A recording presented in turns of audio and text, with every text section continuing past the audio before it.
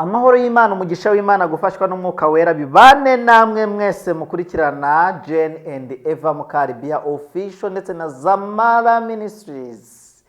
Ivuga butumwa rigera kuri buri wese. Uraho neza Mukaribia? Muraho neza. Amahoro y'Imana nabane nawe. Nawe kandi muhore. Umugisha w'Imana kuba dukurikiye bari burasirazuba, iburengerazuba, amajyepfo n'amajyaruguru, umujyi wa Kigali na gatandatu y'abadesura n'umwaka subscribe kuri izi channel z'ibitangazamakuru bya Kristo byanyu. Bisubiremo ngo byanyu kuko ntabwo ari ibyacu. Twebwe icyo twakoze twacukuye ibiriba turangiye turigendera. Namwe muzana ama megabyte kugira ngo mukurikirane ibyo tuba twavuze cyangwa se twatanze mu nyigisho zigiye zitandukanye. Uraho neza? Muraho. Amahoro. Amahoro y'Imana bane natwe twese. Mumeze neza? Turashimira Imana. Imana ishimwe cyane. Hari abantu bari kuguhamagara ukabona bari gukira bakabohoka. Barahari kandi naho ngenda nyura mu matorero hirya no hino. Ubona ko ubu butumwa mbese ni buri kubakangura. Kandi ndashimira Imana Data wa twese ni ukuri pe. Abantu b'Imana bari kubohoka. Nyine utabohoka ni wawe n'ubundi uzasigara. Bandi ko byahoze nk'uko twumvise baba dayimoni barusisibiranya na barutamaza twumvishe ubushize misiyo yabo. Ariko abantu bari kwihana. Ni ukuri ndashimira Imana. Baragira bati yewe ubuse koko ibi bintu kuki tutabimenye. Nk'umuntu umaze imyaka 20 aragira ati Yesu we mama Mukaribia ibi bintu ubu umuntu w'Imana yarabibonye. Ntiyarabibonye nti rero wowe kungu udapfa kuramwa kawe karenge umenye ngo banyuko wanyu baso wanyu abacuruzi bose muziranye badindijwe no kuri aka gatebe kaba badayimoni barudindiza. Ndashimira Imana kandi umuntu wese fati Mukaribia akira amamega, abantu bangurira amamega rwose no kugira ngo ngire ku mazumu yabo mbaganirize ku ijambo ry'Imana baba bitanze. Imana ibaho umugisha. Reka nkubwize ukuri aya mamega utanga ikintu cyose ukora uzihangane duhurire mu ijuru. Ntibibi byo kugira ushobora ibyo kuba gusa ugaragaza ko nkunda, ahubwo tuzajyane no mu ijuru. Hari n'abandi nyene bafite ishyari bafushye bumva gute tanga ubutumwa butari ubwawe. Ngero urabizi nama nisekera iminsi yose nkavuga ni kabisa uyu ntago aragera ikirenge mu cya Kristo. Bibiliya ni y'abantu bose bemera umwami nk'umucunguzi hanyuma bakayisomera bakayibwira abo bagomba kubibwira. Ngiye magarara mu rwandiko rwa Timoteyo wa 2 igice cya 2 umurongo wa 2 ibyo wanyumvanye mu ruhame rw'abantu ugende ubibwire abazabasha kubibwira iki abana. Ngewe ndi muri Great Commission. Ngewe ndi umuntu wicariye muri discipleship. Nunashaka uzanshakire muri Teleo University, niho umwana w'Imana Yesu antreningiye kandi kindi ndi umuhanuzi. Imana duhana umugisha. Yego. Wifuje nimero ya Mukaribia wamuhamagara ikiganiro kitaratanyuka ugahita umwamagote 0788 7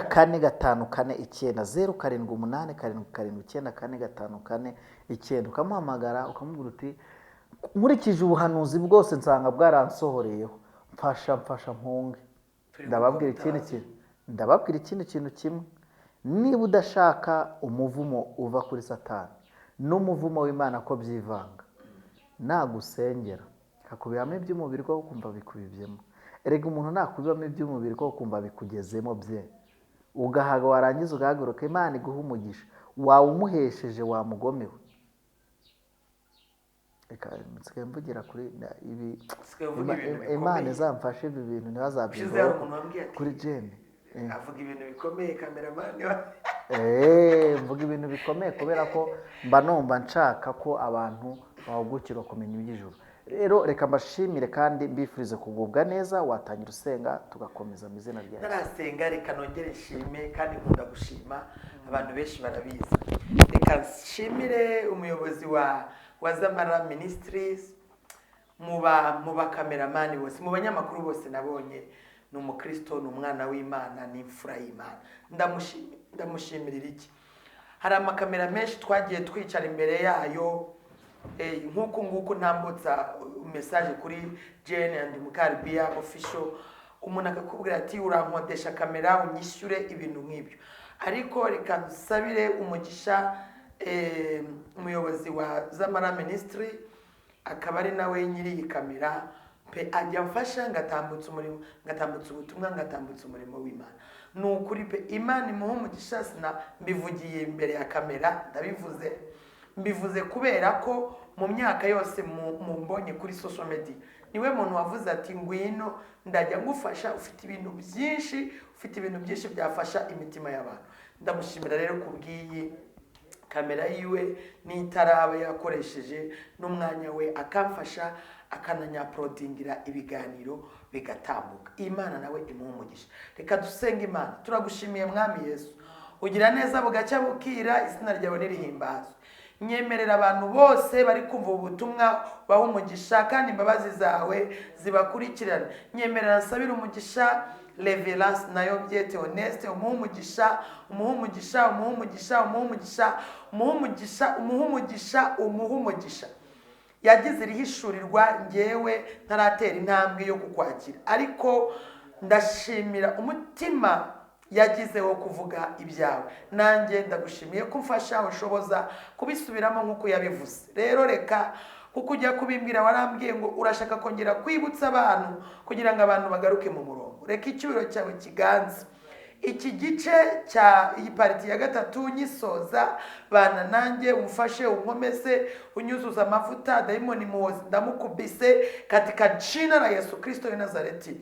Nkuko wemeye kumamagara ukantoranya ukangira umuhanuzi, nkomereza mu maboko yo no mu mavuta yo guhanura no mu ijambo ryo guhanura. Kandi aho uzashima nzagera hose, uzareke izina ryawe rizamamare gusa. Urakoze urakarama kuko unyumva kandi ukankurikirana none n'ibihe bidashira mu izina rya Yesu. Amen. Ngarutse kandi ngira ngo dusoze igice cya gatatu kiri hishurirwa. Tugeze aho ahavuga ngo iyerekwa ry'abavuye ku rugerero bo mu itorero. Bibutse ko iri hishurirwa rimaze imyaka 20. Umukozi w'Imana Reverence Nayobye Theoneste. Hanyuma tugera mu rusengero runini cyane, rwarimo ivumbi ryinshi n'imbaragasa nyinshi. Mu mfuruka zarwo zose harimo intagangurirwa nyinshi, kandi rwari rushaje cyane. Harimo abantu benshi bambaye badge zanditseho ngo abakora imirimo simbura gifungo. Mbaza marayika ati mbese aba bakora iki? Arambwira ati abo ni ingwiza murongo zo mu itorero. Ati basa n'abataragize icyo bamarira inzu y'Imana, bitwa ko babarizwamo ngo ahubwo icyabo ni uguseka, kunegurana, gupfobya no gupinga iby'abandi bakora, no kwirirwa birarira bahiga iyo batazahigura. Marayika ati abo nabo bitwa ko bari mu itorero ariko baraciwe. Umva ko hari abantu baba mu itorero kandi baciwe. Ndabinginze mujye mugira amayishurirwa. Nicyo gituma ku Mana bitwa batyo. Matayo 25:4-6. Mbona abandi bantu benshi muri urwo rusengero bambaye baji zanditseho ngo twarasezerewe. Mbaza ibyo marayika twari kumwe ati abo ni abapagani bo mu itorero binjiye batanyuze mu irembo. Yohana 10:2-4. Ndabyirwa ngo abo bantu baba mu itorero mu nzego zose z'imirimo yo mu itorero, kandi bakorera ibyaha by'urukozasoni mu nzu y'Imana mu murimo, ngo bazanywe no gutata umudendezo w'abana b'Imana no gutukisha izina ry'Uwiteka. Yuda 1:12-13.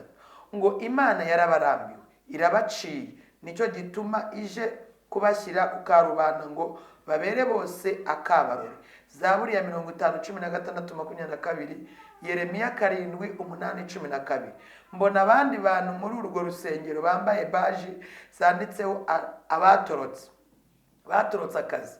Marayika ambwira ngo abo nabo bahoze mu mabatayo y'ingabo za Kirisito mu itorero, intambara y'ingabo za Satani n'iza Kristo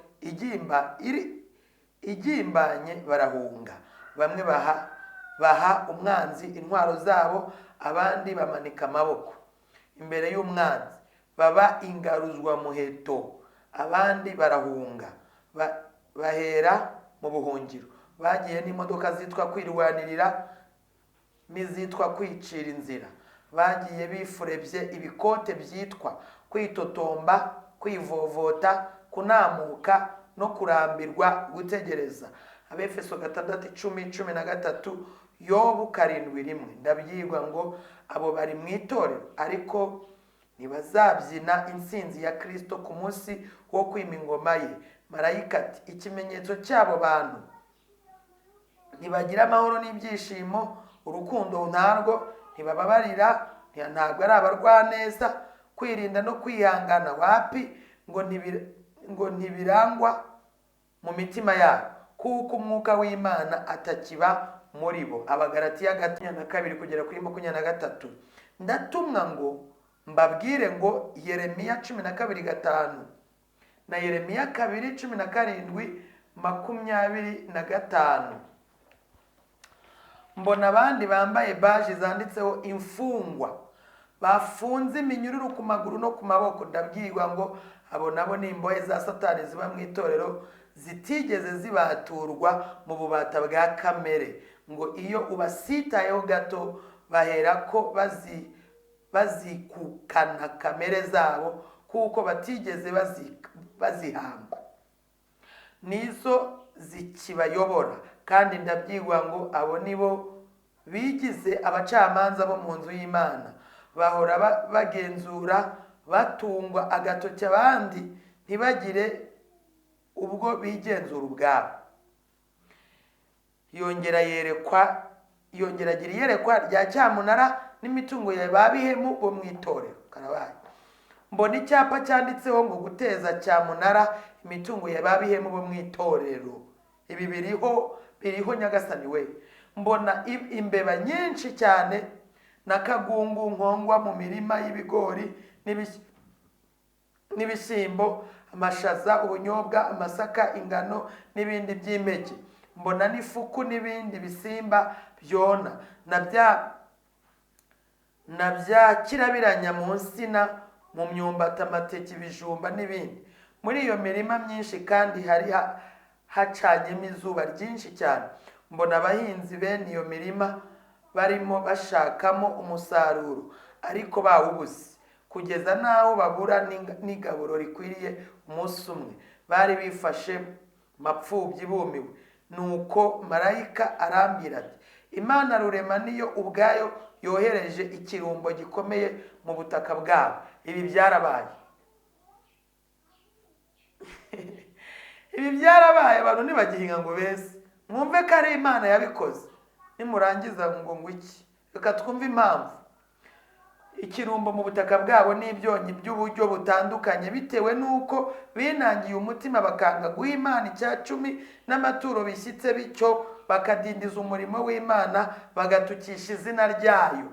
Nagira ngo nkubwire ngo inyatsi, ubukene, inzara, abari kuririra, abari kuvuza induru, abari gusakuza n'abari gusabiriza, inzara irabishe, n'abatari guhinga ntibeze, murazira icya cumi n'amaturo mutahaye Imana, niyo yatumye ibi byonyi byose.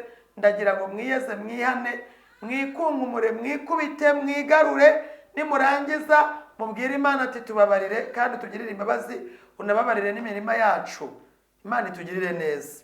Mbona abandi bantu bakora imirimo y'ubukorikori, ababaje, abacuzi, ababumbyi, abahinzi, aborozi, abacuruzi bakomeye n'aboroheje, abubatsi n'ingeri zose, abafonksiyoneri bose n'abandi bose ntabashije kumenya ibyo nabonaga bakora. Nuko nabo bababaye cyane, ndetse bamwe barira basakuza cyane, ni nk'ibiriho uyu munsi, ku bw'amadeni menshi barimo n'ay'abandi bababereyemo. Numva marayika ambwira ati, hari marayika ushinzwe cyamunara abinostai verikotasika, Yesu tubabarire, woherejwe n'Imana mu itorero gutsembaho imitungo y'abantu b'Imana yagiriye ubuntu, ikabaha umugisha, igira ngo bayikoreshereze ibyo ibahaye. Barangije barigaramira, bashyira agati mu ryinyo, hehe no guha agaciro mu icya cumi cy'Imana. Ahantu reka amasurinye kugira ngo nuzaza kumbaza nzamusobanurire neza. Icya cumi cy'Imana, ibyo byadindije umurimo w'Imana cyane. Abatambyi, Abalewi n'abahanuzi bo mu nzu y'Imana baremewe cyane, baremererwa cyane n'umurimo. Murumva ko icya cumi n'amaturo bigomba kuba mu nzu y'Imana. Mwabyumvise? Byatumye umurimo w'Imana cyane cyane abatambyi, mu batambyi waradindiye, mu Balewi n'abahanuzi. Urumva ko n'umuhanuzi iyo yahanuye neza ngo akwiriye ajya mu byita iki? Mu byita ituro, mu byita ishimwe, mu byita iki? Ni tubyita ituro cyangwa se mo kimwe kumubibamo. Ubwo numva ngo ni ukubiba cyangwa se ituro ry'umuhanuzi. Ntabwo ari ubwo bitandukanye n'icya cumi. Niko ndi kubyumva hano. Numva rero ko ni hatari. Bo mu nzu y'Imana baremererwa cyane n'umurimo wayo. Ntumwe kubabwira ngo bitegure vuba bidatinze. Bakimara kumva ubu butumwa, niba nta cyemezo bafashe ngo bazibe icyuho. Urumva ko hano kugira ngo Imana igukureho uyu muvumo, utegure icya cumi ugitange, hanyuma umuhanuzi waguhanuriye neza umubibire. Ibyo umubibemo iby'umubiri nibyo, kuko nawe yakubibyemo iby'umwuka. Mu Abalewi n'abatambyi n'abahanuzi ubwo babona ibibakwiriye. Yego. Kuko arimo avuga iriyerekwa. Yakomeje avuga ati, ntumwe kubabwira ngo bitegure vuba bidatinze, bakimara kumva ubutumwa, niba nta cyemezo bafashe ngo bazibe icyuho cy'ibyo basaruye. Imana igiye guteza cyamunara imitungo n'imigisha n'imitungo yabo biringiye. Urabyumva neza ko abantu bari mu ngaruka za cyamunara, bari mu nzu y'Imana, muzize ibingibi twavuze haruguru. Kanikomereze singe wahera. Bamwe igihe basigaje bazakirangiza basabiriza. Byaratangiye Mana we, byaratangiye Revera Theoneste, ibi bintu byarabaye, byarasohoye. Imana igukomereza amaboko kandi umugisha n'abumva ubu butumwa n'ababugeza ku bandi, batagira n'uwo kubaramburira ikiganza. Kandi ubibwire abakijijwe n'abadakijijwe. Umvishe ko ubu butumwa ari ubw'abantu bose. Mpabwa amagambo yo muri Yesaya 24:5. Marayika arambwira ngo abazemera kwihana ujye ubasengera. Uyu munsi mu izina ry'Umwami wacu Yesu Kristo, mu ihishurirwa ry'Uwiteka ryaciye kuri Revera sinayobye, rikaba rigarutse rigasubirwamo na Mukaribiya nk'umuhanuzi, nk'umuvugabutumwa, nk'umunyamasengesho. Ukenewe gusengerwa.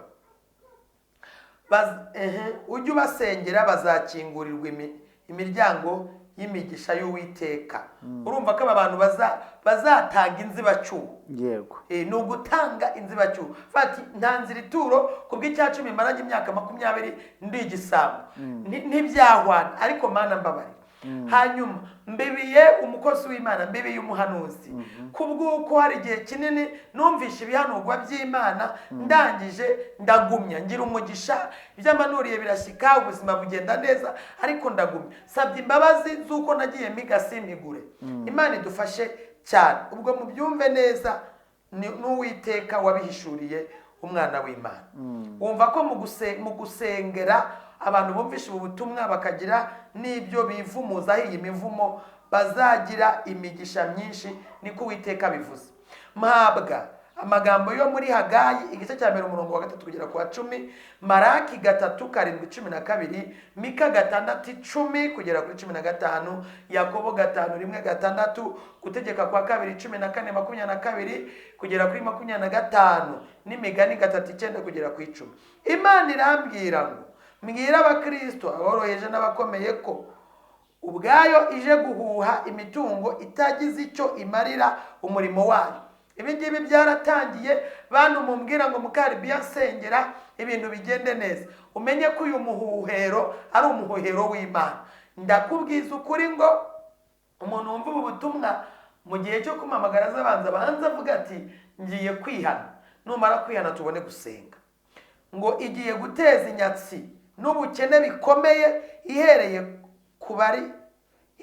ku bariganya b'icyacumi n'amaturo n'abanyamihigo.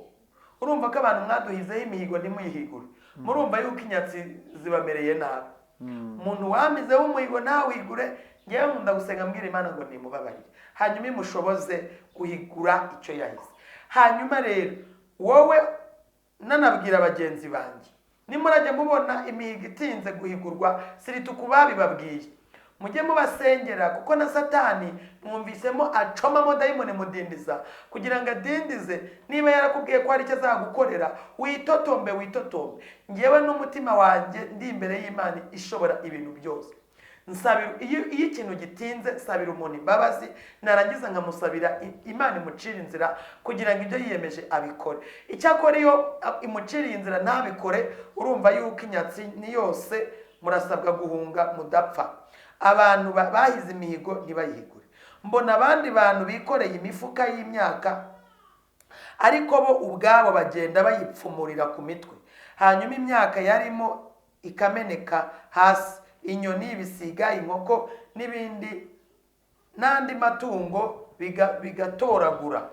Numva marayika ambwira ati abo ni bamwe mu banyabugugu bo mu itorero biyononeye imigisha kubwo gukoresha ubutunzi bwabo mu bitagira umumaro, bakirengagiza umurimo w'Imana. Gukoresha ubutunzi bwanyu mu bitagira umumaro, mukirengagiza umurimo w'Imana, Imana yateje inyatsi. Ndabwirwa ngo abo mu isi ya vuba bazasabiriza kuko ibyabo igiye kubiteza serwakira. Ese uyu muyaga waba warakugezeho? Imana igufashe. Mbona abandi bantu barimo bazitira amahwa mu miryango y'inzu zabo aho batuye. Mbwirwa ko ari abantu b'abanyamushiha batagira urukundo namba. Marayika ati uko batagira uwo basura, ni nako batishimira ubasuye, habe no kumwitaho, ngo abo nabo birukanye imigisha yabo. Ibi birukanye imigisha iwabo. Mbona abandi bantu bari bahambiriye amabuye manini cyane ku maguru, abandi bihambiriye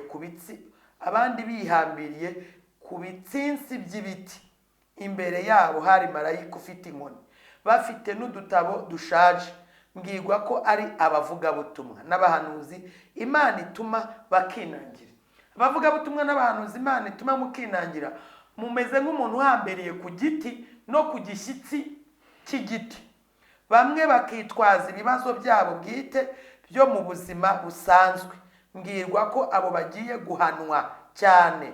Barakubiswe n'uyu munsi bagiye gukubitwa, kandi ngo amasezerano yabo ntazigera asohora batarahaguruka ngo bagende. Niba Imana yaragutumye by'ukuri, ntuhaguruke, akaga n'amakuba kakugezeho, kandi urimo guteza inzara mu rugo rwawe n'imiryango yawe. Mbona abandi bantu barimo bishongoramo indimi zo mu kanwa kabo zigahindukira inkota mu ntoki zabo, maze bakazitemesha abandi, bakabaca ibisebe bibi cyane. Mbwirwa ko ari abanyamagambo bo mu itorero bagusha abandi ku bw'amagambo yabo ashishana, yuzuye ubwibone, agasuzuguro no gusebanya. Aba turabujije, ariko twebwe ntabwo tubitayeho, kuko aho tujya turahazi. Imana rero ibabarira aba bantu bose. Hanyuma iyerekwa ry'imurikagurisha rya Satani mu itorero, mbona ikibuga kinini cyane cyarimo isoko rusange. Iri soko ryarimo ibicuruzwa by'uburyo bwose, ibiribwa bikomoka ku buhinzi, ibikomoka ku burobyi, ibikomoka ku bukorikori bunyuranye, ububaji, ubucuruzi, ibiva mu mabuye y'agaciro n'ibindi. Harimo ibigezweho n'ubwoko bwose, amamodoka meza, amafirigo, amatelefone, amaradiyo na za matera, intebe n'utubati n'ibindi. Umuyobozi w'iryo soko ni umudayimoni witwa Gahararo. Mbona umudayimoni wari ushinzwe kogeza ibicuruzwa byo muri iryo soko, ryo muri iryo murikagurisha, witwa Mashyengo, afatanije n'uwitwa Rari. Marayika arambwira ati, igira hino nkwereke ibindi bicuruzwa. Mbona abagore n'abakobwa bari bambaye mahenure. Ahantu ni ingaruka nzahatindaho cyane. Basa n'abambaye ubusa. Ndabwirwa ngo abo nabo bacuruza imibiri yabo, nicyo gituma bunguka kubora. Hirya yaho gato hari ibicuruzwa by'imirimbo y'ubwoko bwose. Mbona imodoka za tagisi nyinshi zishinzwe gutwara ku buntu abajya muri iryo murikagurisha, zitwa kutanyurwa, zitwagwa n'abadayimoni bitwa muhitane. Mbona abantu benshi babyigana burira izo modoka. Ndagira ntera baruzuye no mu nsengero, bajya muri iryo murikagurisha, ndetse n'abakristo barimo benshi. Marayika arambwira ati, ririya murikagurisha ribera mu mwuka. Ningira umugisha tukagaruka kuri live streaming yo kuri Zamara and Jani and Mukaribia official, tuzavuga kuri iri murikagurisha ryo mu mwuka. Ribera mu mwuka w'amasengesho y'ubuyobe, y'ubujiji no kwikunda by'abakristo gito b'iki gihe. Hanyuma tugeze iyerekwa ry'uruganda rw'Imana mu itorero. Mbona abamarayika 12 bari bazengurutse urusengero, buri wese yari afite igikoresho cye gitandukanye n'icy'abandi. Mbona imashini nyinshi muri urwo rusengero, harimo izikora ibikoresho by'ivugabutumwa, izikora ibikoresho by'ubutumwa, izikora ibikoresho by'ubuhanuzi, iby'abaririmbyi, iby'abayobozi n'iby'abigisha. Mbona kandi za mashini zirimo n'izikora ibikoresho byo kogosha, iby'isuku, imyambaro, ibikoresho byo guteka mu buhinzi, mu bucuruzi, mu bubaji, ndetse n'iby'intambara. Mbitewe no kubona iyo nzu yarimo izo mashini n'ibyo bikoresho iriho umusaraba n'igishushanyo cya Bibiliya, nibwiye ko ari urusengero. Ariko nkibaza impamvu rusa n'uruganda. Bityo mbaza marayika twari kumwe iby'iyo nzu n'ibiyikorerwamo, nuko aransubiza ati, izo mashini wabonye ni ibigeragezo bitandukanye, naho ibikoresho wabonye zikora nibo bakozi b'Imana bacurirwa mu bigeragezo bikomeye. Zakariya 13:9, Yeremiya 9:6-7, Petero wa mbere 1:6 kugera kuri 7, na Yakobo 1:12. Ndatumwa ngo mbwira abanyetorero, igihe cyose iyo Imana ishaka kugushyira hejuru, ibanza kugucisha bugufi, kandi ngo uko urushaho kwitotomba mu kigeragezo, ni nako urushaho gutinda mu ruganda. Murabe mu byumba yemwe bene data, Imana idufashe. Mbwirwa ko uru ruganda ruvugwa n'ikigeragezo. Mbwirwa ko buri wese afitiye mashini agomba gutunganirizwamo hakurikijwe icyo Imana ishaka kumugira cyo, kandi ngo nimuhumure izaca kanzu. Rwandiko rwa mbere rw'Abakorinto 10:13, muvuge ngo amen. Kandi ngo mbabwire ngo iby'Imana birya uwiziritse, Yakobo 1:2-4. kandi ngo ubwami bw'Imana buratwaranirwa, Matayo 11:12. Ibyahishuwe 21:7-8. Yesaya 48:10, muhagarare mushikamye. Imigani 24:10, muvuge ngo amen. Kandi imbere y'iyo nzu y'urusengero yasaga n'uruganda, mpabona imodoka z'amakamyo zanditseho inyuma Yeremiya 3:3-27, Yesaya 30:20, Zaburi 119:71, amaganya ya Yeremiya 3:3-3. Naho imbere handitseho ngo, ubwo iyo ni plaque y'iyi modoka y'ikamyo. Imbere rero handitsweho ngo tuzatabarwa. Nuko marayika arambwira ati, genda ubwire abasenga ngo bahindure uburyo bwo gusenga, kuko Satani nawe ahinduye ingamba. Ubwire abanyamasengesho ngo bacane umuriro wo gukiranuka no gusenga, kandi batitirize Imana izakora byose yavuganye nabo, muvuge ngo amen. Reka twumve itangazo risoza iyi pariti ya gatatu, igice cy'ubuhanuzi ndahamya ni cya 11. Itangazo ryo kubika. Umuryango wa Data wa twese, Umwana n'Umwuka Wera uramenyesha n'umubabaro mwinshi abanyetorero ko ubwato nyamunini inkuge bwitwa Gakiza byagendaga mu nyanja yitwa isi, butwaye imbaga nyamwinshi y'abagenzi bajya i Siyoni, ko ubwo bwato bwarohamye muri iyo nyanja. Abangana na 1/3 bari muri bwo barohamye burundu. Abandi bangana na 1/3 nibo barohowe ari indembe, ubu bakaba bari mu bitaro. Harokotse 1/3 nibo bavuyemo ari bazima. Bityo uyu muryango urasabwa uwumvise wese iri tangazo kwihutira gutabara abasigaye n'izo ndembe. Amina. Umwanzuro. Umwanzuro. Wumvise itangazo. Imana igumugisha kumvise itangazo. 1/3 bapfuye, 1/3 ni ndembe, 1/3 ni bazima. Yemwe, ubu hano harimo homework ivuga iki? 1/3 cy'abazima cyatabara 1/3 cy'indembe bigakunda akabazo. Katwumva umwanzuro. Mu gihe namaze ubu arimo aratambutsa umwanzuro w'iriyerekwa. Mu gihe namaze nsenga ubu butumwa mbere yo kubutanga, Imana yamishuriye andi mabanga akomeye y'ibyaha bikorerwa mu itorero, mu bahanuzi, mu baririmbyi, mu bavuga butumwa, mu badiyakoni n'abandi. Abo nabo Satani ntabatinya.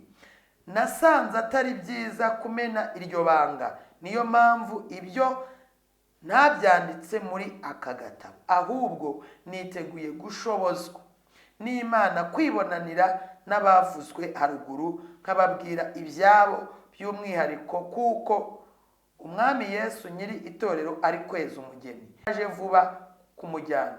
Imana irashaka gukiza imitima ya benshi ibyaha no gushyira ikimenyetso cyayo mu ruhanga rw'imbata zayo ziyitakira ku manywa na nijoro. Yiteguye no kubakuraho imivumo mwatewe n'ibyaha, nimwemera mukihana izabarinda no mu bikomeye bije. Yeremiya 26:4-6. Dore intsinzi ikivuze. Imana yarambwiye ngo niwe uvuga. Abantu benshi bakwiriye kwatura ibyaha byabo bagasengerwa bagakizwa. Urwandiko rw'Abalewi 5:5, Nehemiya 9:2-1, Yakobo 5:16, Yohana wa mbere igice cya 1 umurongo wa 8 kugera ku wa 10, Imigani 28:13, urwandiko rwa mbere rwa Timoteyo 5:20. Urasabwa guca bugufi ukishakira ubwishingizi muri Kristo Yesu. Igihe kirageze cyo guhembwa no guhanwa, kandi umuntu wese azihagararira imbere y'intebe y'imanza y'Imana. Ariko Imana ni inyembabazi, nimwemera mukihana muzababarirwa. Yakobo 5:7-8, Yakobo 4:7-8, Yesaya 1:16-20. Imana idushoboze. Inshuti z'umusaraba, abakristo bavandimwe, bana b'Imana, dufatanyije urugendo rujya mu ijuru. Ngibi ibice bitatu by'ubutumwa umukozi w'Imana Revera Sinayobye Theoneste Imana yamuhishuriye ku itariki 12 ku itariki 8 z'ukwezi kwa 12 2003. Uyu munsi tukaba turi muri 2023. Ubu butumwa bukaba bumaze imyaka 20. Imana irashaka kugira ngo yigarukire nayo ikugarukire, wezwe nayirera, utungane nayiratunganye. Igice cya 4 nicyo yari yavuzemo hano habanza itorero abahanuzi abavuga butumwa n'abaririmbyi. Nicyo gice cya 4 tuzagarukaho, tuzavugaho nyuma, kugira ngo n'abayobozi abaririmbyi bavuga butumwa, twebwe abahanuzi, twebwe natwe twumva icyo Imana idushakaho. Rero hanyuma kugusubiramo cyangwa se kugusoma iyi nyandiko y'umukozi w'Imana yaherewe ishurirwa ni Evangeliste Mukaribiya, akaba n'umuhanuzi w'Imana Imana yashimye kongera gukoresha. Subiremo ijambo rivuga ngo iki gitabo Imana ikimpa nari mu masengesho y'iminsi 7, marayika akinzanira gutya, arambwira ati ongera usubiriremo. Mujye munyumva neza, usubiriremo. Narindimo kugusubiriramo kuko papasi y'umwami y'Imana nuko yambwiye ko ubu butumwa butazigera buta agaciro. Nibuze umwenda ujya wambara, igihe kikagera ukawubika, igihe kikongera kikagera ukawukumbura.